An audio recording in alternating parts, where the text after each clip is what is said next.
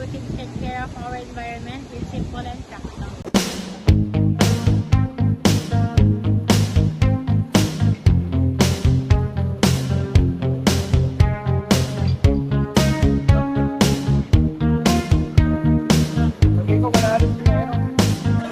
Every breath you take, every move you make. First, proper waste disposal. Do not throw trash anywhere. Bring your trash.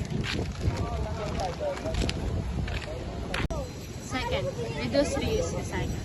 Use fewer plastic and reuse materials whenever possible. For example, using or bringing eco bags instead of plastic. And also, using reusable bottles like tumblers. Third, respect nature. Do not damage plants and disturb animals.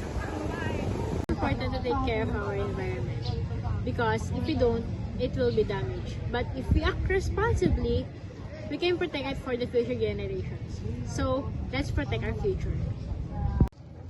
So next time you visit Tagbakin Lake here in Lipa City or wherever you go or anywhere you go, always remember that take nothing but pictures, leave nothing but footprints. I'm Precious, your eco-friendly vlogger. See you next time!